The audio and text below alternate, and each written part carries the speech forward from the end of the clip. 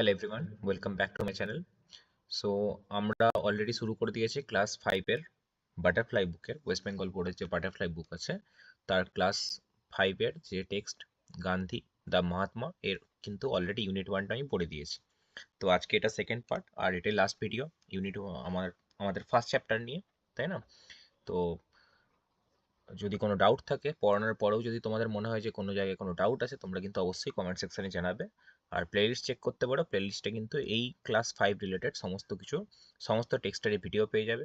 চ্যানেলে আরও grammar related video আছে, রাইটিং রিলেটেড ভিডিও আছে, তোমরা কিন্তু চাইলে সেটা দেখতে পারো। আর যদি মনে হয় কোনো টপিক রিলেটেড ভিডিও করলে তোমাদের ভালো হয় তোমরা কিন্তু অবশ্যই সেটাও জানাতে পারো। ঠিক আছে, চলো কন্টিনিউ করি।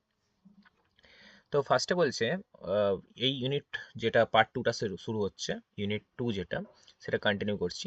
বলছে গান্ধীজি যিনি ছিলেন তিনি কিন্তু ভারতীয় স্বাধীনতা সংগ্রামের যে ইন্ডিয়ান ফ্রিডম স্ট্রাগল তার কিন্তু একজন অন্যতম নেতা ছিলেন। তো তিনি কি করতেন, বিভিন্ন দেশের বিভিন্ন প্রান্ত ঘুরে ঘুরে ইন্ডিয়ার জন্য ফান্ড কালেক্ট করতেন। এই ফান্ড কালেকশন ব্যাপারটা কিন্তু আমরা পরিচিত কেমন ভাবে, মনে করো আজকে কোনো ক্যান্সার আক্রান্ত, কোনো দরিদ্র কেউ ক্যান্সার আক্রান্ত কোনো পুয়ার মানুষ, তার জন্য কিন্তু আমরা অনেক সময় এরকম কালেক্ট করে থাকি, ফান্ড কালেক্ট করে থাকি। কোনো জায়গায় মনে করো কেউ বন্যা বিপর্যস্ত এলাকা, বা মনে করো কোনো জায়গায় ঘূর্ণিঝড় হয়েছে বা ক্ষয়ক্ষতি হয়েছে, বা এমন কেউ যারা খুব গরিব, তারা সেভাবে সার্ভাইভ করতে পারবে না, তাদের জন্য কিন্তু আমরা ফান্ড কালেক্ট করি। তো তখন তো ভারতবাসীরা গরিব ছিল। আজকে যদি প্রত্যেকে মনে করো প্রত্যেকের কাছে যদি বলে 1,000 টাকা করে দিতে, তাদের পক্ষে প্রবলেম। কিন্তু যদি সবাইকে বলি 1 টাকা করে দিতে, 1,000 জন যদি দেয়, গায়েও লাগলো না, আমাদের কিন্তু অনেকটা টাকাও কালেক্ট করলো। তো এই উদ্দেশ্যেই ফান্ড কালেক্ট হয়। ঠিক আছে, তো গান্ধীজি ভারতীয় স্বাধীনতা সংগ্রামের যে স্ট্রাগল ছিল, ভারতীয় যে স্বাধীনতা সংগ্রাম ছিল, স্ট্রাগল বলতে সংগ্রাম, তার জন্য কিন্তু ফান্ড কালেক্ট করতে। তাই বলছে দেখো, Gandhiji visited different places to collect funds for India's freedom struggle. তো এরকমই একবার তিনি গিয়েছিলেন কোথায়, উড়িষ্যায়। ওড়িশা দেখো, সেখানে তার সাথে দেখা হয়েছিল একজন বৃদ্ধা মহিলা, দেয়ার ই মেট অ্যান ওল্ড ওম্যান।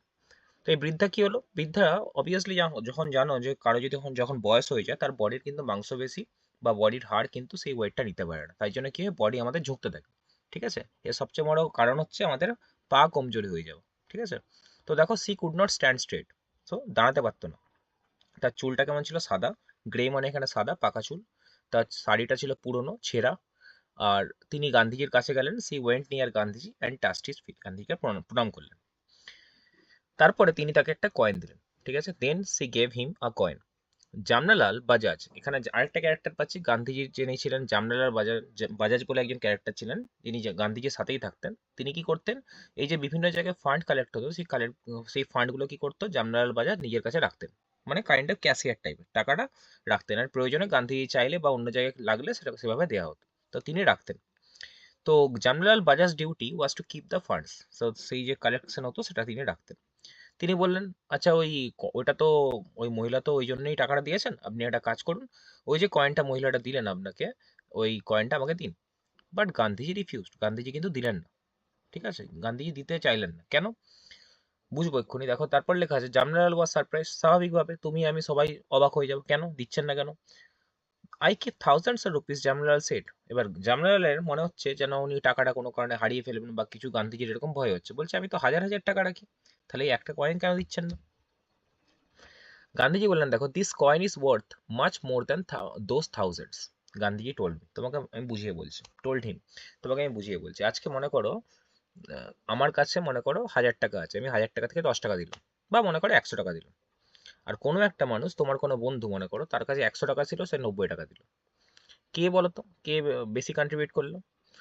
টাকার দিক দিয়ে যদি আমরা স্ট্যাটস দেখি, সেদিক দিয়ে আমি 100 টাকা বেশি দিলাম ডেফিনেটলি। কিন্তু যার, আমি 1,000 টাকা থেকে 100 টাকা দিয়েছি মানে 10%। কিন্তু যার, যে মানুষটার কাছে 100 টাকা ছিল, সে কিন্তু 90 টাকা দিল মানে 90%। বা হতে পারে সে 100 টাকা দিয়ে দিল মানে 100%। তো অবভিয়াসলি যে মানুষটার কাছে অনেক ছিল সে একটু দিয়েছে, ডেফিনেটলি হেল্প তো সবারই হেল্প। কিন্তু যার কাছে অল্প ছিল, সে অল্পটাও তোমাকে দিয়ে দিল, সেটা কিন্তু একদম মানে তার তার তুলনা হয় না। ঠিক আছে, আমি প্রায়ই বলি, যখন টিচার্স ডেতে কোনো স্টুডেন্ট আমাকে গিফট দেয়, আমাকে যদি কেউ খুব দামি কোনো গিফট দেয় আর কেউ যদি হাতে লিখেও গিফট দেয়, আমার কাছে দুটোই ইকুয়াল। কারণ আমি as a teacher I cannot জাজ my students based on the gifts or presents I receive. ঠিক আছে, আমি স্বতঃস্ফূর্তভাবে দিচ্ছি, আমি ফ্রি মাইন্ডে দিচ্ছি। কেউ ভালোবেসেই দিলে সেটা দিতে পারে। যেমন আমারই একটা স্টুডেন্ট একবার আমাকে 1,000 রুপিস বা 1,100 এরকম একটা পেন দিয়েছিল। তো পেনটা আমার সেরকমই আছে, আমি সেম এক্সপ্রেশন দেবো। আমাকে যদি কেউ একটা 5 টাকারও পেন দেয় আমি সেম এক্সপ্রেশন দেবো, কারণ you cannot decide the value of a gift based on its price, কখনোই করতে পারি না। আর যদি করি, এই ম্যাটেরিয়ালিস্টিক জিনিসে আমরা যদি জাজ করতে থাকি, দেখা যাবে একদিন আমাদের কাছে ম্যাটেরিয়ালিস্টিক জিনিসই আছে, আমাদের কাছে কিন্তু হিউম্যান লাভ নেই। কিন্তু আমরা কিন্তু সারা জীবন বাঁচি কি জন্য? হিউম্যান কম্প্যাশনের জন্য, ভালোবাসার জন্য, টুগেদারনেসের জন্য, ঠিক আছে? তো দেখো বলা আছে কি, দিস কয়েন ইজ ওয়ার্থ, এই যে কয়েনটা ওই মহিলাটা দিলেন, এটার ওই 1000 টাকার থেকেও valuable, worth much more, Gandhiji told him বলতে কে? ওই Bajaj. If a man has lakhs, একটা লোকের কাছে যদি 1 লাখ টাকা থাকে, হি ক্যান গিভ 1,000 or 2, 1000 বা 2000 টাকা দিতেই পারে, কি হলো 1 বা 2%। But this coin was perhaps all she had, তার কাছে হয়তো এই কয়েনটাই সর্বস্ব ছিল, আর তিনি সেটাই দিয়ে দিয়েছেন, কে? মহিলাটা।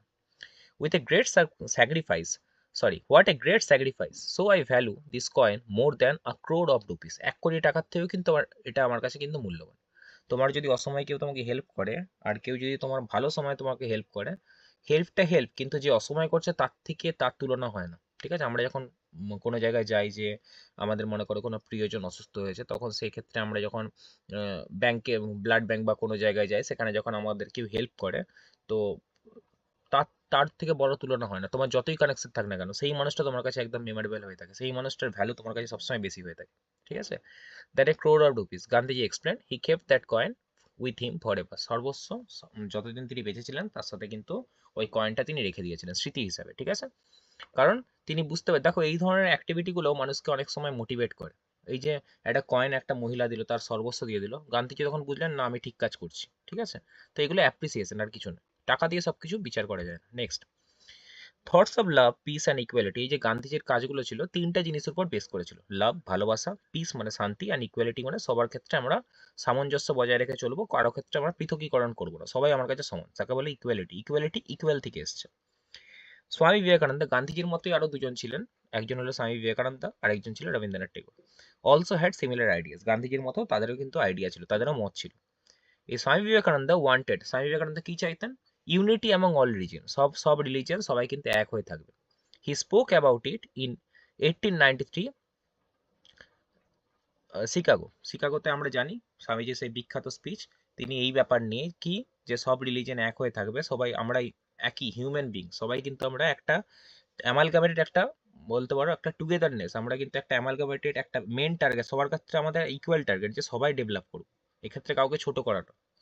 রবীন্দ্রনাথ টেগোরও এই উদ্দেশ্যেই তিনি কিন্তু রক্ষাবন্ধন, যেটাকে আমরা রাখি বন্ধন বলি, তিনি এটা শুরু করেছিলেন কবে? 1905, 1905। It was a festival of brotherhood and communal harmony. Communal harmony মানে হচ্ছে সাম্প্রদায়িক সম্প্রীতি, মানে সব ধর্ম সবাই এক হয়ে থাকবে, হারমোনি মানে সামঞ্জস্য, কমিউনাল কমিউনিটি থেকে এসছে। This three great men have become immortal, obviously তারা ইমমর্টাল মানে অমর, অমর হয়ে আছেন কেন? For their thoughts and works, তাদের এই কাজের জন্য আর তাদের চিন্তার জন্য তারা অমর হয়ে আছেন। মানুষ কিন্তু সে যতদিনই বাঁচুক না কেন, সে যদি শুধু নিজের নিয়ে ভাবে তখন প্রবলেম। নিজের নিয়ে ভাববে, ডেফিনেটলি ভাবে, তুমি তোমার ফ্যামিলি নিয়ে ভাববে, কিন্তু আমাদের এক হাত নিয়ে যদি আমরা নিজের জন্য ভাবি, সেকেন্ড হ্যান্ড কিন্তু অন্যদের জন্য আমাদের কন্ট্রিবিউট করতে হবে। তাহলে টেক্সটটা কেমন লাগলো জানাবে, অবশ্যই কমেন্ট সেকশনে জানাবে। আমি কিন্তু প্লেলিস্ট করে দিয়েছি, তোমাদের সমস্ত টেক্সটের ভিডিও পেয়ে যাবে, রাইটিং গ্রামার প্লেলিস্ট করা আছে, চেক করতে পারো। আমি basically West Bengal board, state board, ICSE, CBSE, ISC এদের জন্য ভিডিও করে থাকি, ইংলিশ গ্রামার, লিটারেচার, এর পাশাপাশি আমরা কম্পিটিটিভ এক্সাম আর আমরা কলেজ লিটারেচার নিয়েও ভিডিও করে থাকি। তো কারো যদি কোনো টপিক নিয়ে, পার্টিকুলার কোনো টপিক নিয়ে মনে হয় যে এটা নিয়ে ভিডিও করলে ভালো হয়, ডু কমেন্ট মি, ঠিক আছে? কমেন্টে জানাবে, I will definitely try to make the video for that particular topic.